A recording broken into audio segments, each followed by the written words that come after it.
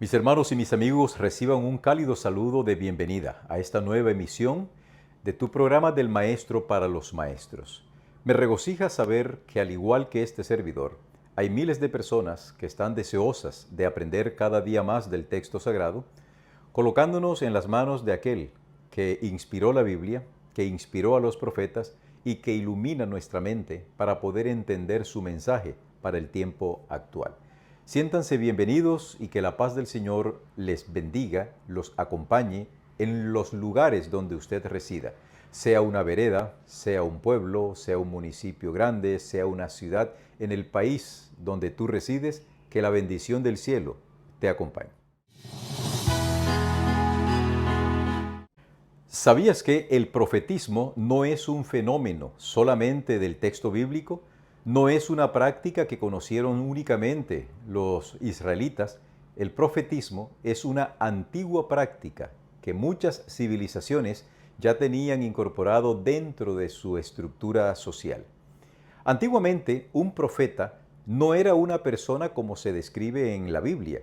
Un profeta podía ser simplemente un hombre que se dedicaba a asuntos mágicos y que se le consideraba el vocero de los dioses, que traía para la persona que acudía en búsqueda de alguna orientación un oráculo. Por tal motivo también a los profetas de antaño en las civilizaciones se le conocía con el nombre de Nabú, es decir, alguien que habla en lugar de otro. Pero el profeta bíblico, a diferencia de estos oraculistas o de estos videntes, no entraba en ningún tipo de trance, probablemente derivado de la ingesta de algún opiáceo o de alguna sustancia alucinógena que supuestamente le permitía entablar diálogo con el mundo del más allá.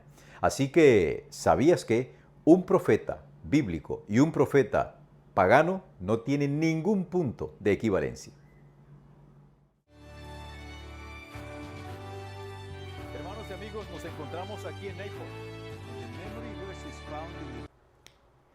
Nuestra sección Momento Social vamos a dejarlo para el final. Hemos escuchado los comentarios de algunos de ustedes que nos sugieren que hagamos eso al final y vamos a prestarles la debida atención para concentrarnos en primer lugar en el estudio propio de la lección de la escuela sabática. Como lo habíamos mencionado la lección pasada, el título de la lección para esta semana es Entendiendo el sacrificio. Esta lección la vamos a empezar a estudiar desde el sábado 3 de mayo, o sea, hoy que estamos viendo esta lección, hasta el sábado 10 de mayo del año 2025. El año va avanzando a pasos vertiginosos.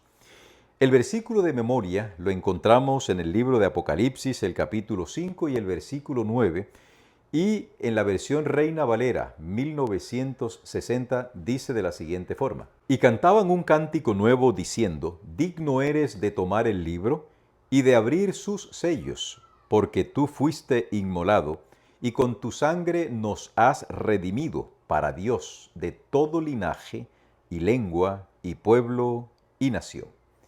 Para esta semana, el enfoque va a estar dirigido hacia el símbolo del Cordero.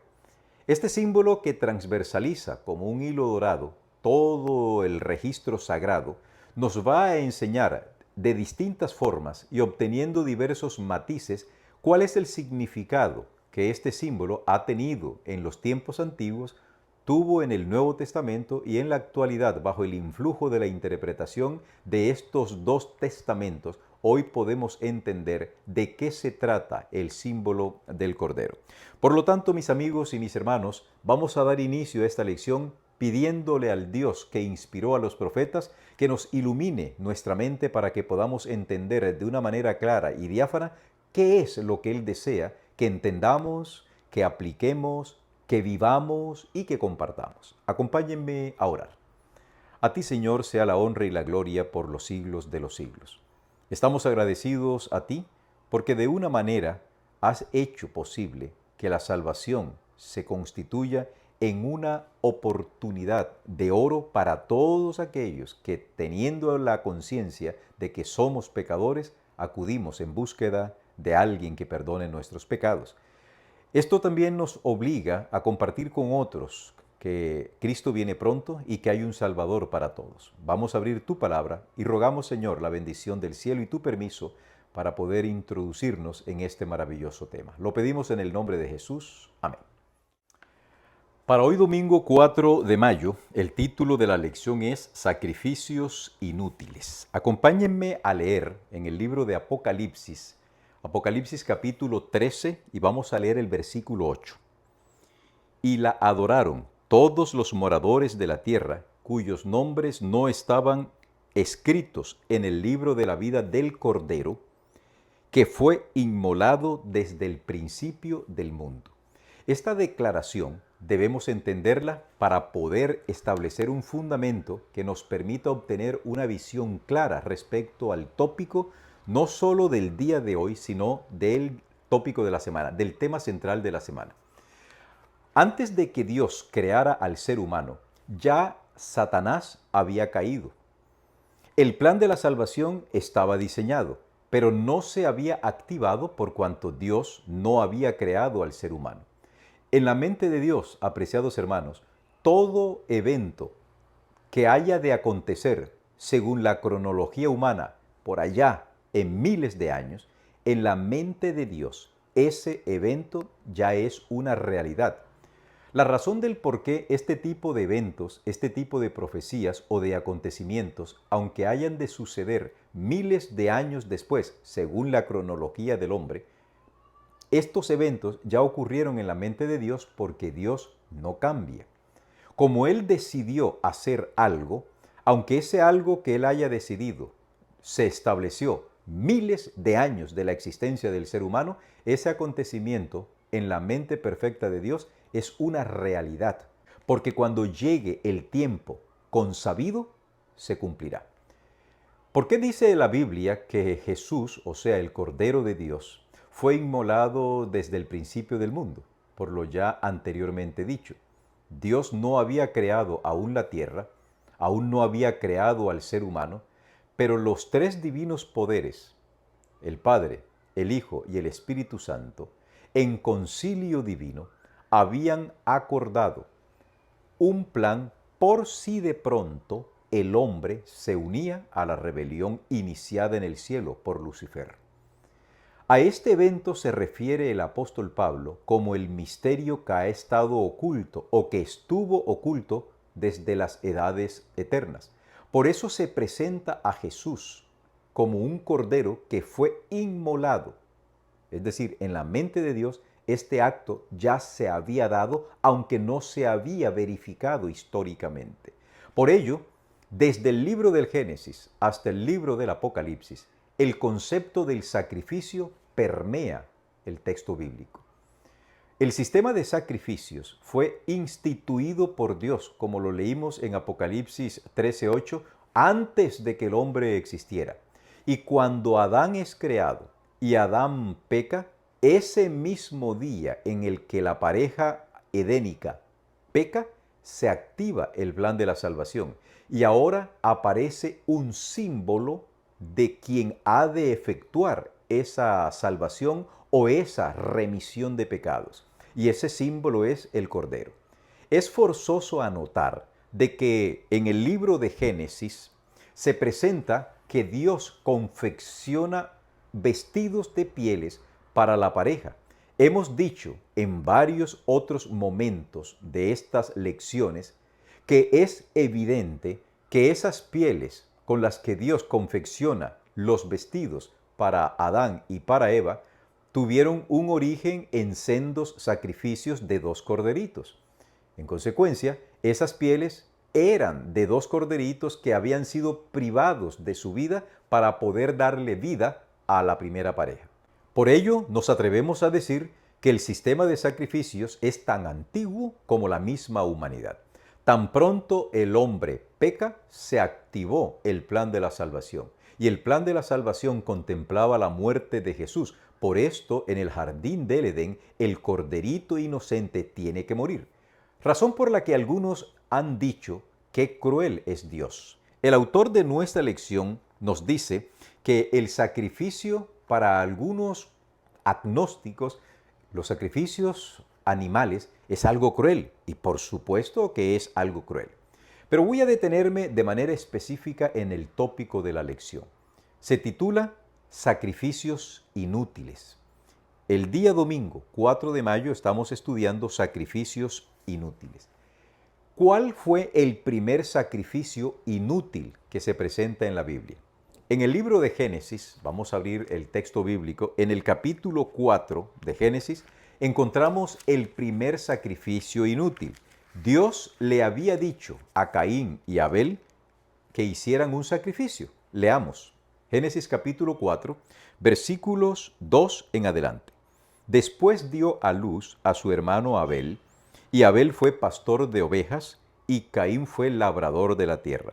Y aconteció, andando el tiempo, una expresión que significa a medida que los años iban transcurriendo en la vida de ellos, de Adán, de Eva, de Caín y de Abel, Caín trajo del fruto de la tierra una ofrenda a Dios. Si nosotros hacemos una lectura muy rápida, muy superficial de este pasaje, pareciera que a Caín se le ocurrió traer una ofrenda. Pero cuando leemos entre líneas y cuando miramos lo que las Sagradas Escrituras dicen a lo largo de su revelación, llegamos a una conclusión y es que Dios le dijo a los dos hermanos que le ofrecieran a él sacrificios. Un sacrificio vegetal, producto de la tierra, y un sacrificio animal, símbolo de nuestro Señor Jesucristo. Sigue diciendo el texto. Y Abel trajo también. El hecho de que la Biblia diga también nos ayuda para no realizar una exégesis de estos dos versículos. Porque si el versículo 4 dice, y Abel trajo también de los primogénitos de sus ovejas, de lo más gordo de ellas, es porque Caín debía llevar este cordero como ofrenda también. Pero Caín solo, dice el versículo 3, trajo del fruto de la tierra una ofrenda, mientras que Abel, además del fruto de la tierra, trajo un cordero, trajo el primogénito de sus ovejas. Y la segunda mitad del versículo 4 dice, y miró Jehová con agrado a Abel y a su ofrenda, pero no miró con agrado a Caín y a la ofrenda suya. ¿Por qué Dios no miró con agrado la ofrenda de Caín? ¿No se supone que Caín entregó también lo mejor del fruto de la tierra? Pues no entregó lo mejor del fruto de la tierra. Y en segundo lugar, no obedeció la otra instrucción de Dios que consideraba que el sacrificio animal debía estar acompañado de la ofrenda vegetal. Expliquemos un poco esto de la ofrenda vegetal. La ofrenda vegetal era una manera en la que el hombre reconocía a Dios como el dueño de todo lo que existía. A través de esta ofrenda, que se constituía en frutos de no sabemos qué naturaleza, el hombre le decía a Dios, todo es tuyo.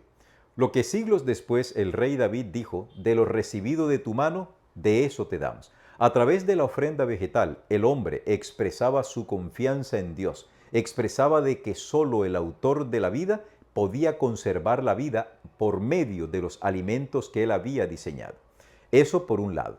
Y en cuanto al sacrificio del cordero, era la forma de demostrar fe en el futuro sacrificio de Jesús como el Cordero de Dios que quita el pecado del mundo. Pero Caín se acercó a ofrecerle a Dios una ofrenda con incredulidad en su corazón. Caín no le había, entre comillas, perdonado a Dios el hecho de que Dios hubiese sacado a su padre del huerto del Edén. Tampoco aceptó que la tierra hubiese sido maldecida por Dios y que en vez de dar un fruto abundante, en vez de tener una cosecha feraz, la tierra produciría espinos y cardos. Con esto en mente, Caín se acerca a ofrecerle a Dios, pero se acercó con una incredulidad mayor, y es que no pensaba que realmente Dios realizaría el sacrificio que le había prometido a su padre cuando dijo allá, y enemistad pondré.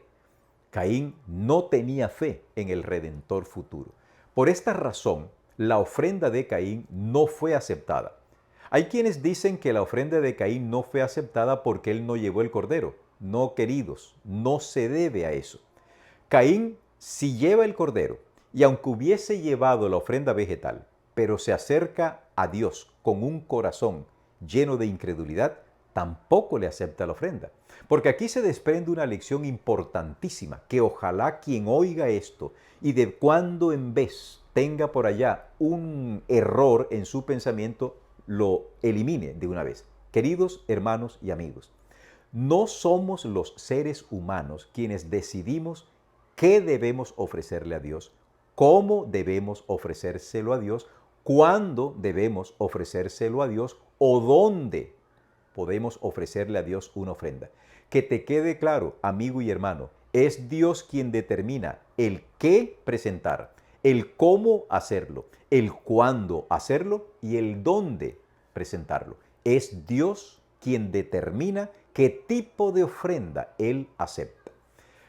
Haciendo una comparación con lo que actualmente existe, hay en la actualidad congregaciones que ofrecen a Dios un tipo de ofrenda musical que según el oferente musical, Dios está en la penosa obligación de aceptarlo porque simplemente el hombre le ha dicho, yo te voy a ofrecer a ti esta ofrenda. Y tú estás en la obligación de aceptármela porque yo te la estoy ofreciendo con fe. Y el adorador se acerca pensando de que como él le ha llevado lo, entre comillas, mejor de su producción musical, Dios tiene que aceptar esa producción musical. Querido hermano, no lo hagas porque Dios no es Dios que cambia. Es Él quien determina qué tipo de ofrenda, no importa si es musical, si es económica, si es en especies, si es corporal, no importa qué tipo de ofrenda tú le quieras presentar a Dios, debes consultar el manual de las ofrendas.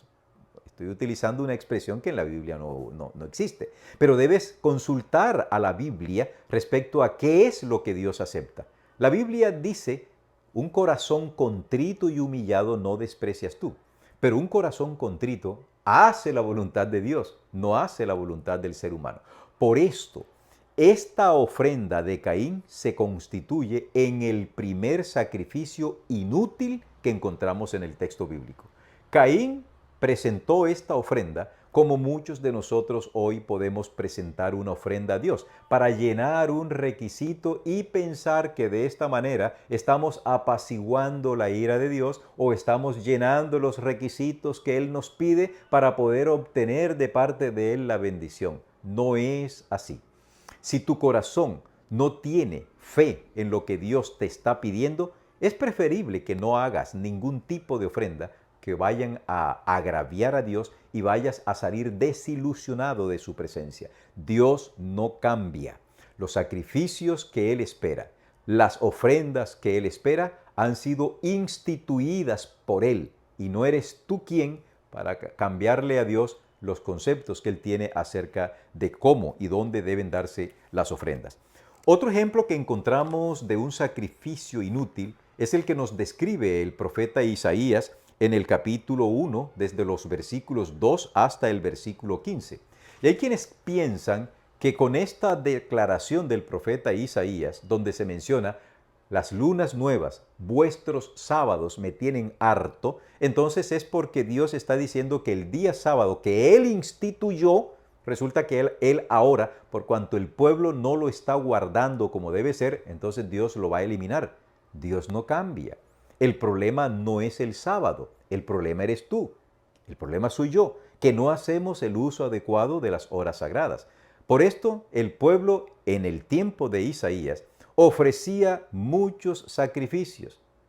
De una manera exagerada, Isaías dice, miren, los ríos de aceite que ustedes me presentan, a mí no me interesan. Esas ofrendas me tienen aburrida, dice Dios, me tienen aburrido. ¿Por qué? Porque ustedes lo están haciendo simplemente para cumplir un deber, como para marcar una casilla. Ya lo hice, pero el corazón de ustedes está lejos de mí. Afuera este tipo de sacrificios. Ojo, el tipo de sacrificio no es el que Dios está exigiendo, es el corazón con el cual se están acercando para ofrecer el sacrificio a Dios. Caso similar al que encontramos con Caín. Lo mismo ocurre con otros episodios que encontramos en la Biblia. Por ejemplo, cuando Dios le ordenó a Saúl que eliminara a esta abyecta raza de los amalecitas, Saúl se reservó el ganado más gordo. Y cuando Samuel lo increpó y le pidió razones de esta desobediencia, Saúl simplemente dijo, es que el pueblo lo escogió. Y se unió al pueblo y dijo, es que este sacrificio, estos animales gordos, como están gordos, le van a gustar mucho a Dios. Y estos animalitos se los vamos a ofrecer a nuestro Padre Celestial.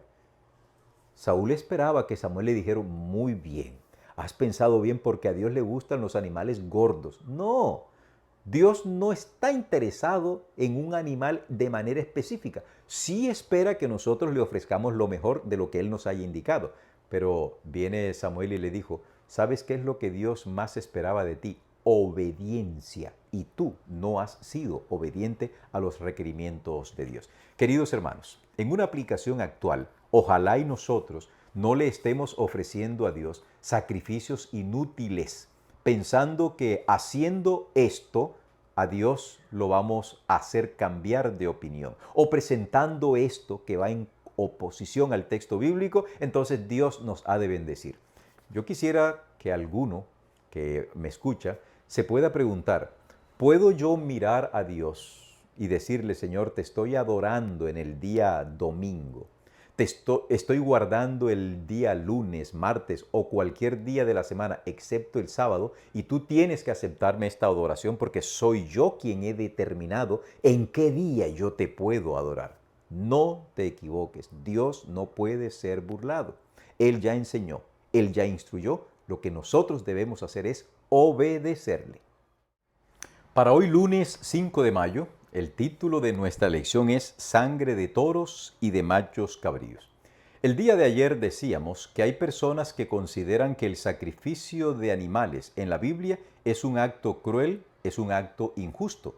Y precisamente era el propósito de Dios generar en la mente del ser humano este tipo de repudio hacia los sacrificios de un animalito que era inocente. ¿Por qué razón un corderito tierno tenía que ser matado? Porque Dios esperaba que el hombre entendiera que siglos después, cuando se cumpliese lo que estos símbolos apuntaban, es decir, a la muerte de Jesucristo, los seres humanos se dieran cuenta que nuestro Señor Jesucristo fue muerto de una manera cruel e injusta. ¿Por qué razón un inocente hombre tenía que pagar las veleidades? ¿Por qué tenía que pagar Jesús los crímenes de los seres humanos? ¿Por qué? Porque justamente era la única forma como se podía salvar al hombre, a saber, la muerte de alguien inocente. Durante este día, y de manera muy didáctica, el autor de nuestra lección nos dice que los símbolos representan una realidad superior. Un símbolo en la Biblia no representa en sí mismo lo que ahí se describe, sino que representa una realidad superior que Dios espera que nosotros entendamos. Es el caso del cordero. Por ejemplo, la sangre de un corderito, ¿cómo puede quitar el pecado del ser humano? Si en última instancia el pecado es un acto moral y la sangre es un líquido real, es un líquido vital. ¿Cómo puede, y sobre todo la muerte de un corderito que no es pensante, que no es razonable, que no ha cometido pecado, que ni siquiera es humano, cómo puede la sangre de ese animalito quitarme mi pecado moral si él no tiene culpa de esto? Precisamente allí es donde radica la importancia del símbolo. Los símbolos no eran otra cosa que una ilustración de una realidad que vendría. Y hoy el autor de nuestra lección presentó una ilustración que debo decirles nunca yo, personalmente, nunca la había leído. Y se la voy a leer textualmente porque es espectacular la forma como el autor de nuestra lección nos ilustra esto. Mire, los rituales asociados al sacrificio se parecían a la compra de un pasaje para realizar un viaje hoy. Cuando se compra un pasaje, cuando usted compra un pasaje, bien sea para viajar en tren, en barco, en avión, en autobús, usted no recibe inmediatamente el viaje por el que usted ha pagado. Lo máximo que le entregan a usted es una boleta, le entregan un tiquete o un billete como un símbolo o promesa del viaje que usted hará. Ese billete es una promesa. Usted pagó por ese viaje. Bueno, aquí tiene usted la promesa de que usted va a viajar. Usted puede sentarse, dice el autor, sobre ese trozo de papel, pero eso no lo llevará a ningún lugar. Y eso es verdad. No obstante, cuando la persona está a horas, a minutos de embarcarse en ese medio de transporte, presenta el boleto, presenta su documento de identidad, da evidencias de que pagó el boleto y una vez que ya está dentro del medio de transporte, comienza el viaje. Ese viaje estaba representado por esa tirilla, por ese tiquete, por ese billete. Ahora usted está recibiendo aquello por lo que pagó. En otras palabras, usted ya comenzó el viaje. A estas alturas, ese tiquete, ese pasaje, ese billete, usted lo puede romper porque ya no es necesario.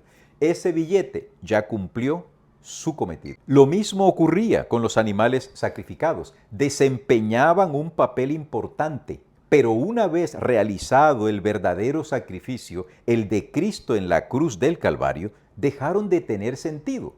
Cuando Cristo, a quien representaban esos símbolos, muere en la cruz, ya no se necesitaba que ningún otro cordero siguiese muriendo porque ya se había cumplido el símbolo que él, el corderito, representaba.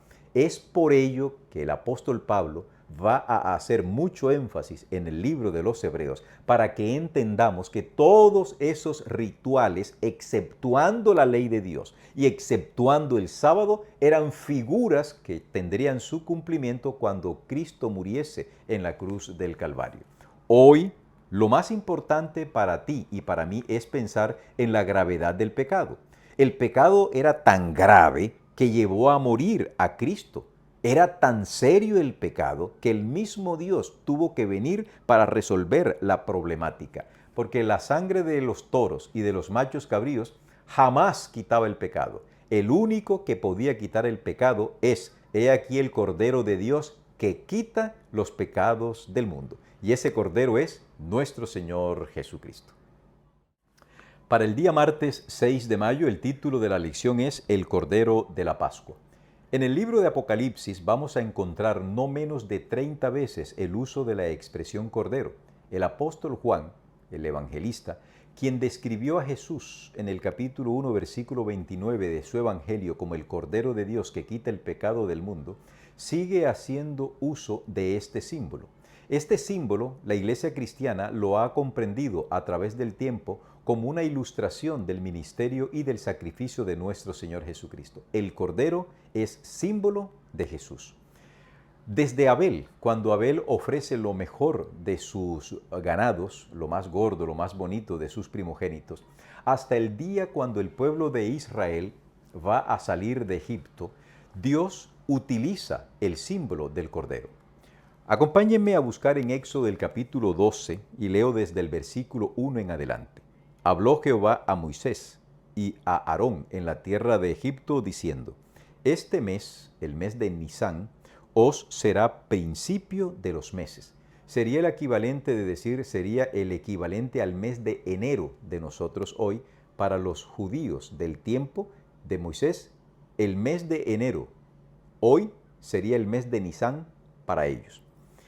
Este mes de Nisán os será principio de los meses, para vosotros será este el primero de los meses del año. Hablad a toda la congregación de Israel diciendo: En el 10 de este mes, tómese cada uno un cordero según las familias de los padres, un cordero por familia. Noten, en el 10 de este mes. Mas si la familia fuere tan pequeña que no baste para comer el cordero, entonces él y su vecino inmediato de su casa tomarán uno según el número de las personas, conforme al comer de cada hombre, haréis la cuenta sobre el cordero.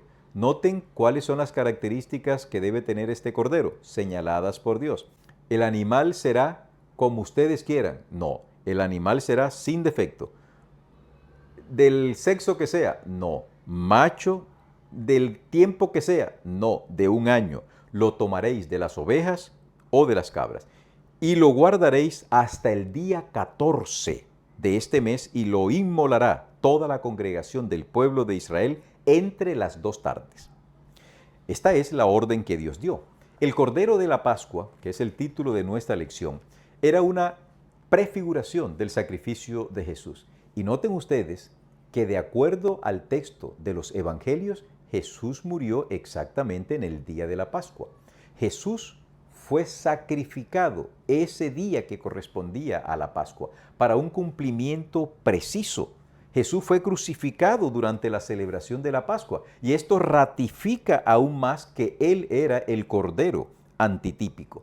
Jesús no solamente es el Cordero que quita el pecado del mundo, Jesús también es la carne que nosotros debemos simbólicamente consumir para poder mantener un cuerpo espiritual bien fuerte, bien alimentado. Por eso Él dijo, el que come mi carne y bebe mi sangre, tiene vida eterna y yo le resucitaré en el día postrero. Jesús no era meramente un sacrificio, Jesús es también sustentador. Es importante para nosotros, sí, que aceptemos a Jesús como nuestro Salvador. Cuando Él es recibido en el corazón del ser humano como quien quita el pecado, está el hombre haciendo su primer deber. Pero el segundo deber del cristiano es comer espiritualmente hablando del alimento que surge del cuerpo de Cristo. Entiéndase hoy las Sagradas Escrituras. Debemos comer de la palabra de Dios para nutrir nuestro cuerpo espiritual. Si nosotros no hacemos esto, realmente vamos a ser raquíticos espirituales.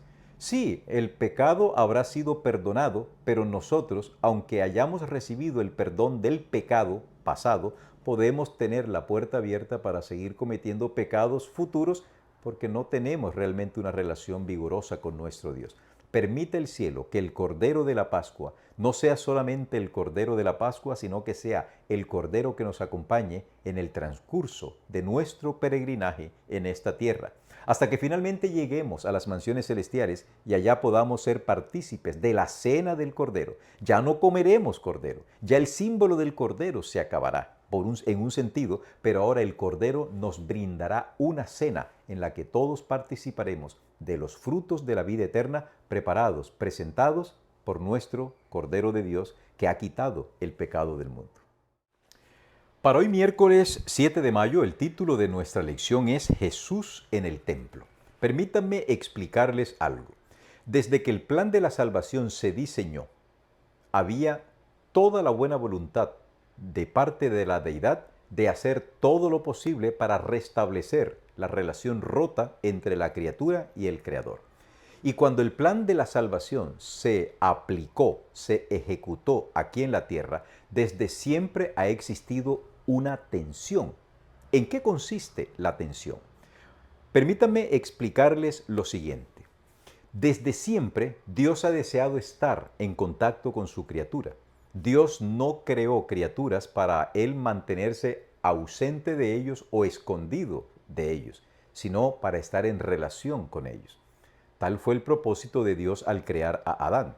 Pero el profeta Isaías en el capítulo 59, en el versículo 2, nos dice que los pecados de nosotros, entiéndase desde el comienzo, desde Adán, ha hecho una separación entre Dios y nosotros.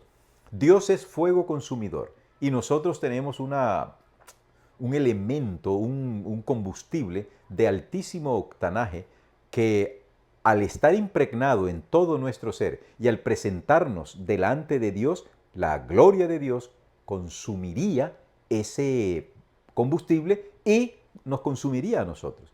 ¿Qué hace entonces Dios?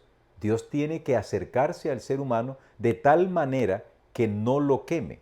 Es por ello que digo lo siguiente: cuando el santo, que es Dios, se acerca voluntariamente al inmundo que somos nosotros, lo limpia.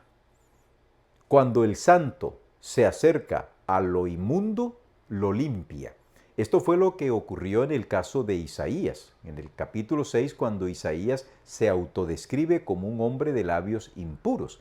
Y viene Dios y a través de un ángel toma el carbón encendido del altar, se lo pasa por los labios inmundos de Isaías y ahora Isaías es limpio. Esta es una ecuación que vamos a encontrar muy repetidamente en la Biblia. Cuando Dios toma la iniciativa de acercarse al ser humano, aunque Dios es fuego consumidor, Dios toma las precauciones de rigor para evitar que ese fuego consumidor, que es su gloria, cause un desastre en la corporalidad de su criatura. Por esto encontramos que Dios utiliza algo que se llama la teofanía, que es una manifestación visible de la gloria de Dios, pero esta gloria es presentada como en un voltaje muy bajito, como si fuese un gran volumen de luz y Dios lo presenta muy bajito para evitar que el hombre se consuma. Es por ello que cuando encontramos que Dios ordena a Moisés que haga un tabernáculo, cuando Moisés termina el tabernáculo, la gloria de Dios, la palabra gloria en hebreo se dice kabot, la gloria de Dios llenó, se manifestó en el santuario de Moisés. Tiempo después, Salomón edifica otra estructura cúltica dirigida por Dios. Y cuando Salomón termina de construir el templo y lo dedica, vuelve a decir la Biblia que la gloria de Dios llenó el templo y los sacerdotes no podían entrar. Vamos a decir que el templo de Salomón sería algo así como el segundo templo, el segundo tabernáculo. No obstante, en la literatura hebrea, al templo de Salomón se le conoce como el primer templo, porque fue una estructura rígida. Entre tanto que el santuario de Moisés no es considerado un templo propiamente dicho, sino una tienda, porque era móvil, era desarmable. Pero en orden de aparición, tenemos que el santuario de Moisés y el santuario de Salomón se constituirían en las dos primeras estructuras cúlticas, una móvil y la otra estable, la de Salomón.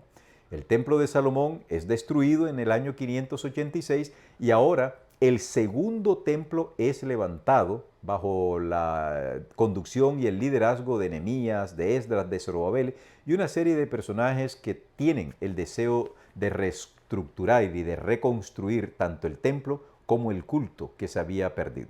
¿Saben qué llama la atención?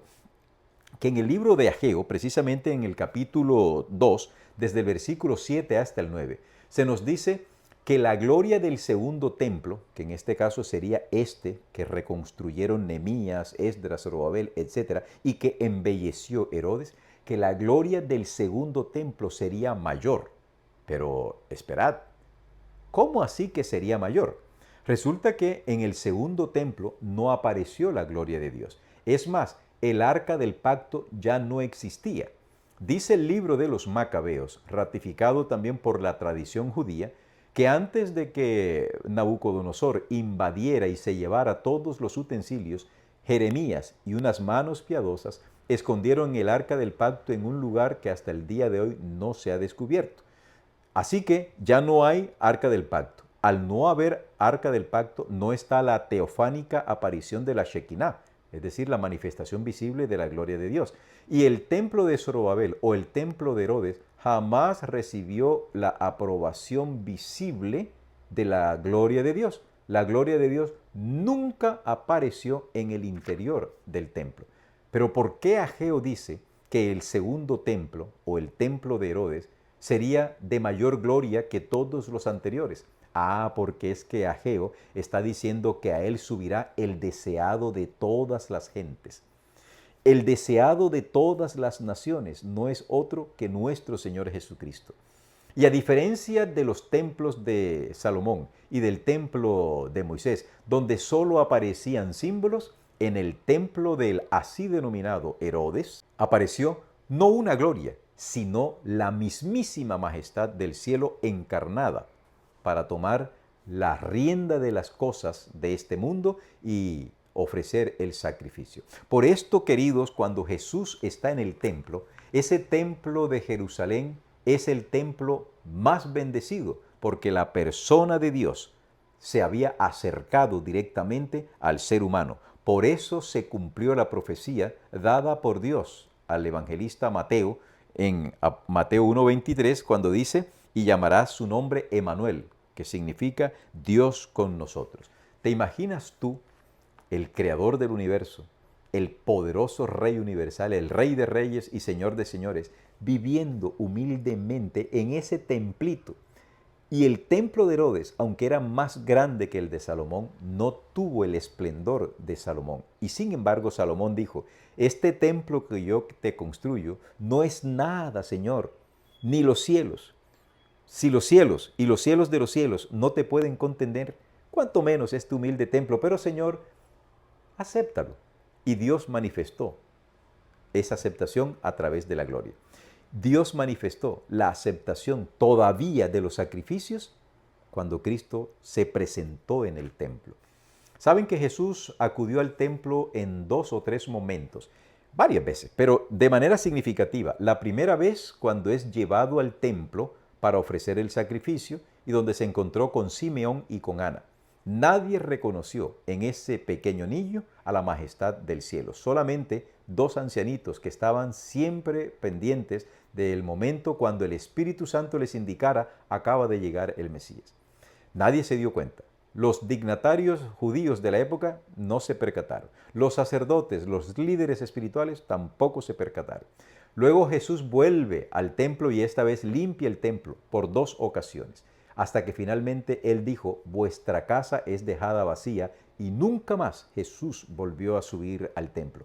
Y el resultado fue que ese templo fue completamente arrasado y hasta el día de hoy no quedan sino vestigios de unos muros exteriores de lo que antiguamente fue la gloria del pueblo de Israel de antaño.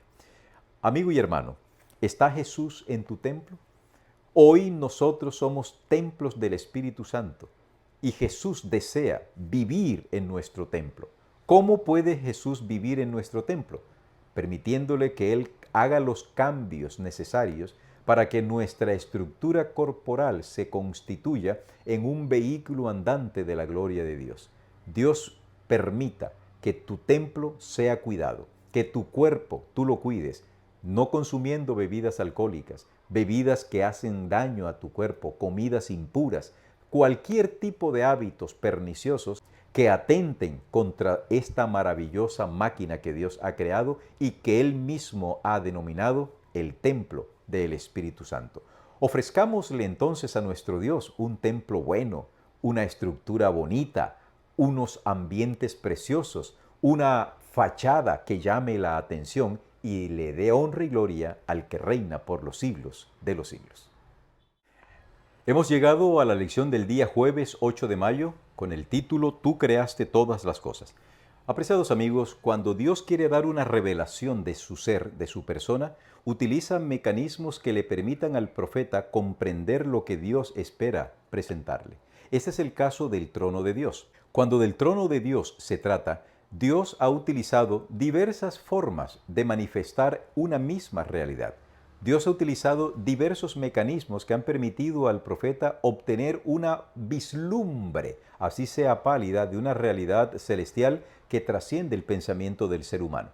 Profetas tales como Ezequiel, Daniel, Isaías, Juan, obtuvieron visiones del trono de Dios. En el caso del profeta Ezequiel, la descripción que se hace del trono de Dios es bastante intrincada. En el capítulo 1 del libro de Ezequiel encontramos, voy a leer algunos apartes de esta visión tan prodigiosa, tan maravillosa que tiene el profeta. Dice el versículo 12, por decir algo. Y cada uno caminaba derecho hacia adelante, hacia donde el Espíritu les movía que anduviesen, andaban, y cuando andaban no se volvían. Cuanto a la semejanza de los seres vivientes, su aspecto era como de carbones de fuego encendidos, como visiones de hachones encendidos, que andaba entre los seres vivientes, y el fuego resplandecía, y del fuego salían relámpagos. Usted puede seguir leyendo y se va a dar cuenta que esta descripción de la persona de Dios es bastante compleja.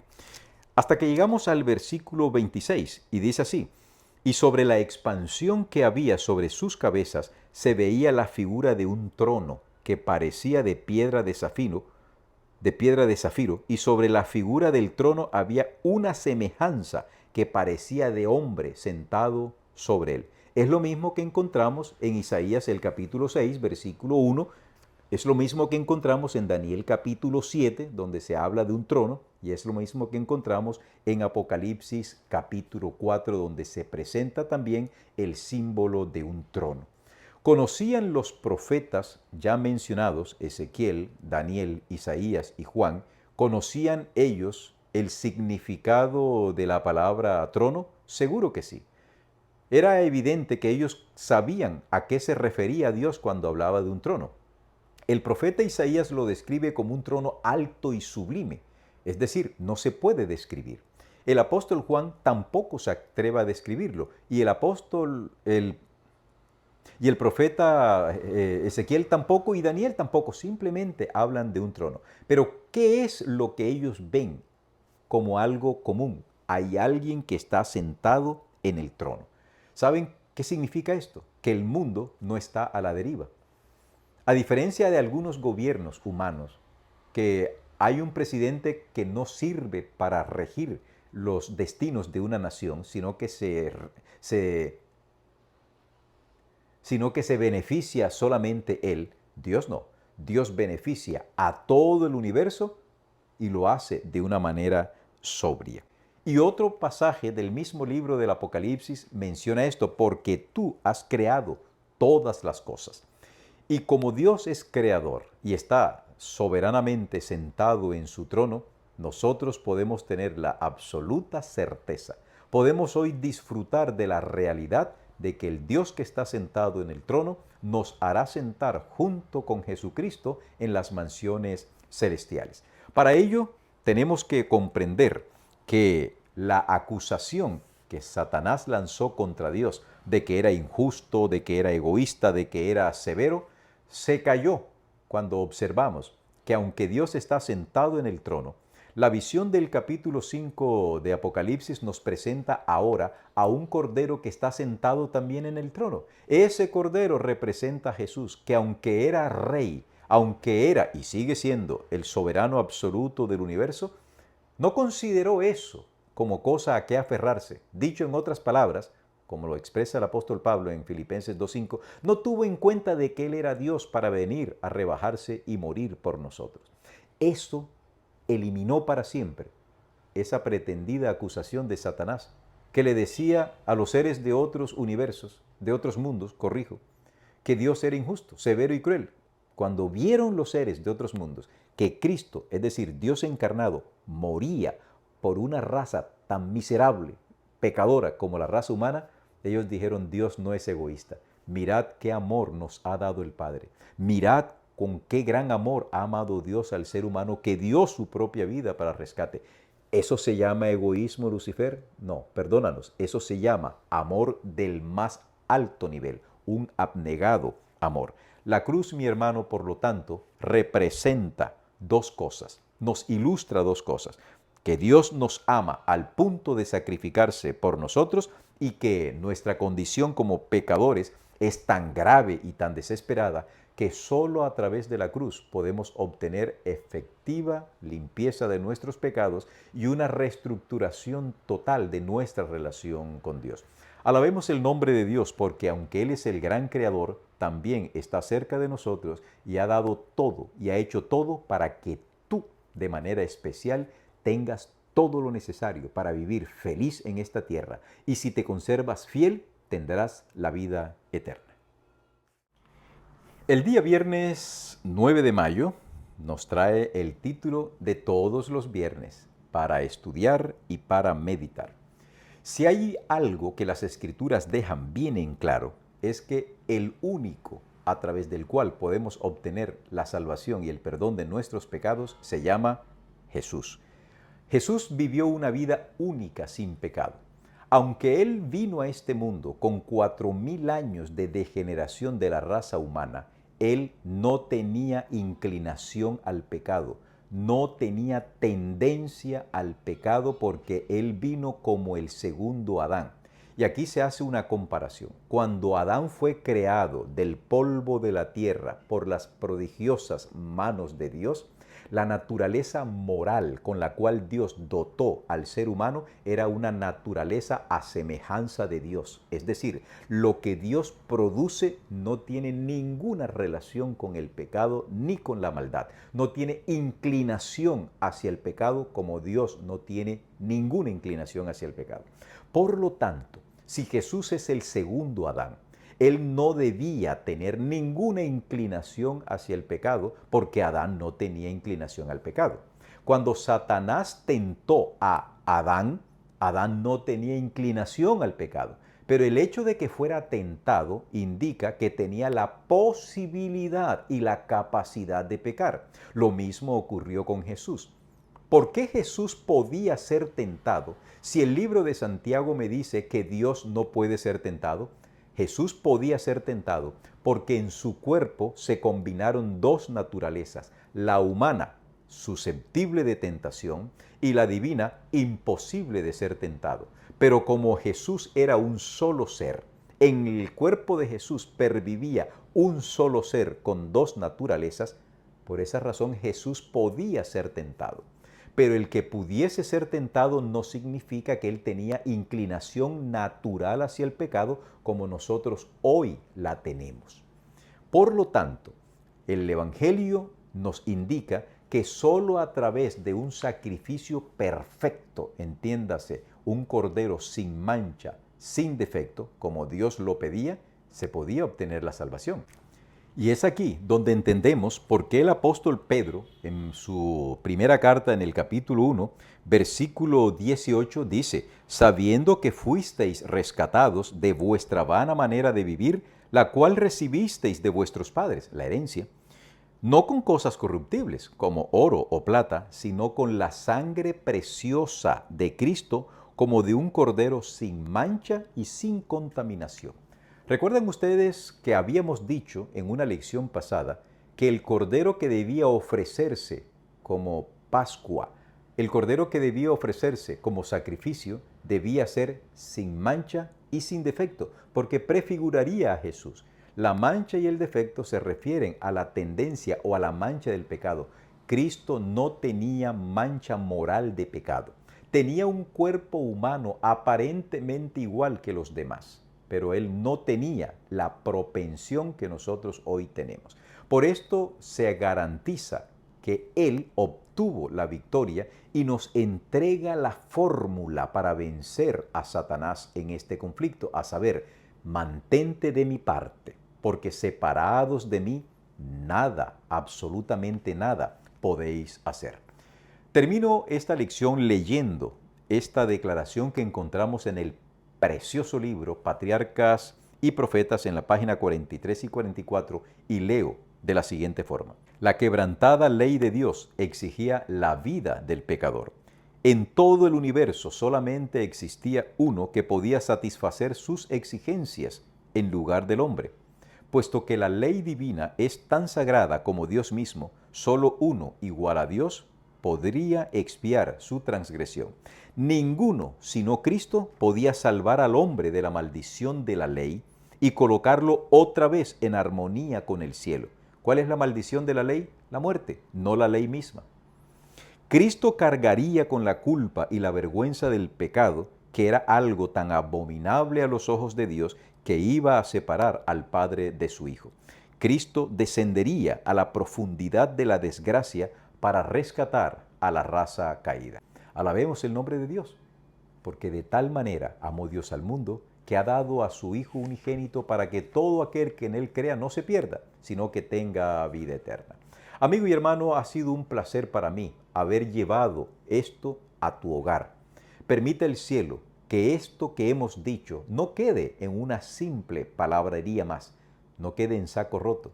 Conviértela en una realidad en tu vida. Arrepiéntete de tu pecado, acepta a Jesús como tu Salvador, deja tus vicios, deja tus malos hábitos y permite que el cielo entre a tu vida y que el Espíritu Santo toque las fibras de tu corazón y te lleven arrepentido a los pies del Cordero de Dios que quita los pecados del mundo. La lección para la próxima semana es Fundamentos de la Profecía. Será otro tema espectacular. Acompáñenme a orar para despedirnos de la lección. Padre nuestro, Dios amado, gracias por concedernos la oportunidad de estudiar de tu palabra, de meditar, de reflexionar un poco en ella. Haznos sabios, no según la humanidad, sino según tú, sabios para discernir los tiempos en los que estamos viviendo, sabios para darnos cuenta dónde están nuestros errores y sabios para aceptar de que sin ti nada podemos hacer. Bendice a cada uno de quienes han visto este video, quienes han escuchado este audio, y séllales en su mente la palabra de esta ley. Lo pedimos en el nombre de Jesús. Amén. Nos vemos la próxima semana, querida familia Emergencias Bíblicas. Bendiciones.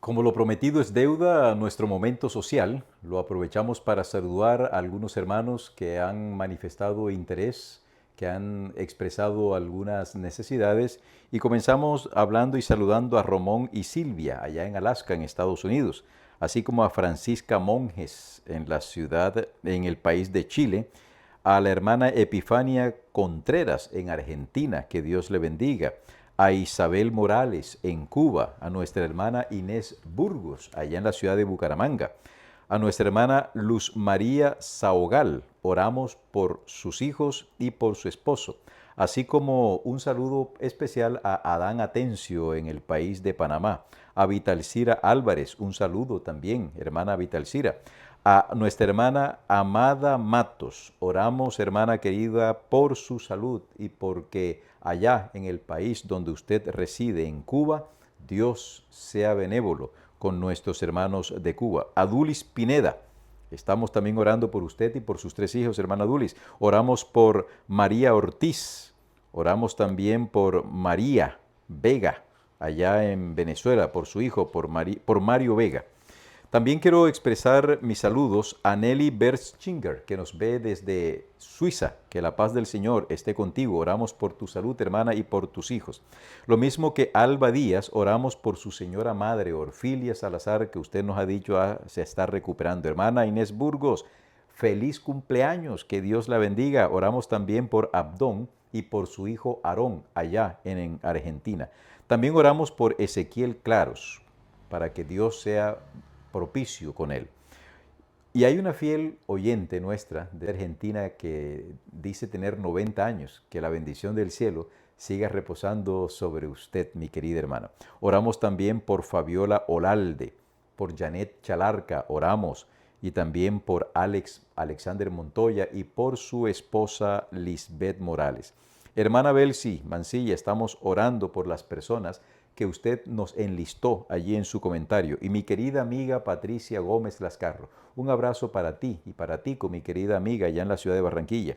Oramos también por Miriam en Argentina, oramos por el hogar de la familia Herrera Caballero, por la hermana Olga Hernández, y expreso un saludo muy especial a nuestra hermana Luisa Ávila. Que el Señor les bendiga, y a cada uno de ustedes les expreso mi gratitud por las oraciones que han elevado por este servidor. En cualquier momento les daré informaciones que tengan que ver con el estado de mi salud. Yo me siento bien, estamos cumpliendo los mandatos que los médicos nos han dado, nos sentimos con optimismo, nos sentimos con entusiasmo, y en las manos de nuestro Dios somos más que vencedores. Vamos a orar por los casos de cumpleaños y de solicitudes especiales. Amado Dios, en estos momentos estamos en el momento social en el que compartimos con nuestros hermanos, aquellos que están interesados en obtener de parte tuya una respuesta para una situación específica, aquellos que han cumplido años, que tú los bendigas también, y aquellos que están solicitando oración para su fe, para que se mantengan firmes. Por ellos oramos y en tus manos los entregamos, esperanzados en que harás por nosotros el querer y el hacer, siempre por tu buena voluntad. Gracias por ser nuestro Dios. Hemos orado en el nombre de Jesús. Amén.